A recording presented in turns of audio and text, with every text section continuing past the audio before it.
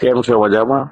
અત્યારે અમદાવાદથી હું વેદાંત પંડ્યા અહીંયા નેપાળમાં MBBS નું મારું સપનું સાકાર કરી શક્યો છું. એની પાછળ બસ એક જ વ્યક્તિ અને એવું કહી શકાય કે એક શાખાનો હાથ છે એવી MDO, જે ભરોસાપાત્ર તો છે જ છે, પણ સાથે સાથે સપોર્ટિવ અને એટલી બધી કેર કરે છે કે જમવાથી માંડી અને નજીકમાં હોસ્ટેલ, કોલેજ, હોસ્પિટલનું કેમ્પસ છે, ત્રણે નજીક નજીક છે.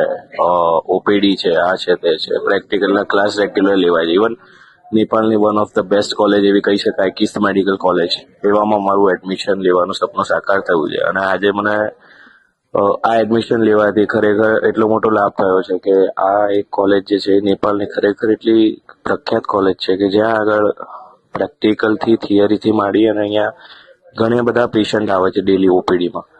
એટલે અહીંયા પ્રેક્ટિસ ખૂબ જ થાય છે. સાથે સાથે થોડીક સ્ટ્રિક્ટ છે કોલેજ, પણ એ વસ્તુ એના માટે એટલી સારી છે કે અહીંથી જેટલા પણ ડોક્ટર બને છે એ ડોક્ટર આખા નેપાળમાં ટોપ ક્લાસ ઉપર એ લોકો ગણાય છે, જે ડોક્ટરો આ કોલેજમાંથી નીકળે છે એ લોકોને.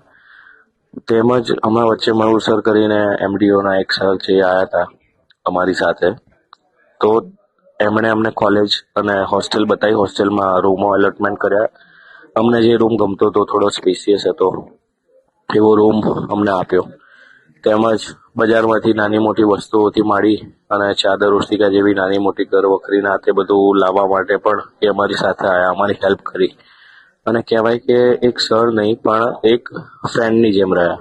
પ્લસ અહીંયા આગળ નજીકમાં જેટલા બી છોકરાઓ હતા જે MP, UP, દિલ્હીથી ને એમ આવ્યા છે, વગેરે જિલ્લા તેમજ રાજ્યોમાંથી, એ લોકો એ બી એટલો સપોર્ટ કર્યો. અને એ લોકો બી અહીંયા નેપાળની પબ્લિક, આપણે એવું માનીએ કે ભાઈ બહારના કન્ટ્રીમાં જાય એટલે છોકરો કે છોકરી સુરક્ષિત નહીં રહે, એમની સેફટીનું શું, પણ આ જે MDO જે કોલેજમાં હમણાં એડમિશન કરાવ્યું છે, કિસ્ત મેડિકલ કોલેજ, એ એવા સિટી એરિયામાં છે. તેમજ આજુબાજુની પબ્લિકથી માંડીને બધું, મને અત્યારે એવું નથી લાગતું કે હું નેપાળમાં છું. મને એવું લાગે છે કે હું MP, UP અથવા તો કોઈ જે રાજ્ય છે આપણા